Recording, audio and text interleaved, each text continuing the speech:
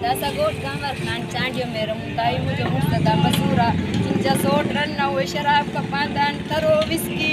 और को डाडाई कदा साजे करते को सोता कर मोरो शहर जे रेलवे लाइन वार्ड नंबर 12 गोठ गांवर खान चांडियो जे रवासी आसिफ वाली ज़रदारी पंहिंजी घरवारी ईशा ज़रदारी सां गॾिजी दाईंदे चयो त मुंहिंजा सगा सोट नाले दिलबर ज़रदारी हबीबुल्ला ज़रदारी नामालूम माण्हू सां करे असांजे घर में ज़ोरी दाख़िल थी असां मथां डंडनि जो वसकारो करे छॾियो मुंहिंजी घरवारी ऐं मुंहिंजे ॿिनि मासूम नियाणियुनि खे रतो रत करे असांजे घर मथां कब्ज़ो करण जी कोशिशि कई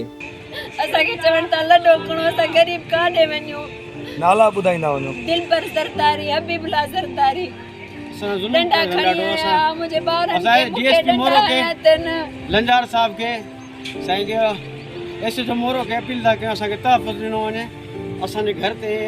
मौक़े वारदात हली असांजी वारदात ॾिसनि असांजे घर जा दरवाज़ा भञिया अथनि अंदरि सामान भञिया अथनि मुंहिंजी घरवारी खे धक लॻाइनि डंडा लॻाइनि जेल में धक लॻियल आहे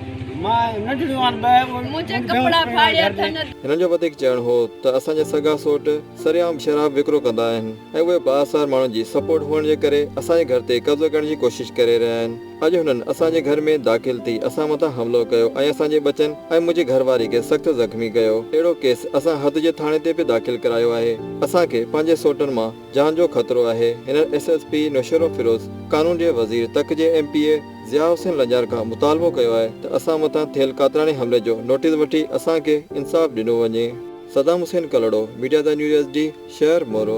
असां कोर्ट जगह पंहिंजे पाण खे साड़ी दस मुंहिंजो ध्यानु विरान न कंदा ये ॾाढाई था कनि दिलबर खान ज़रदारी हबीबुल्ला ज़रदारी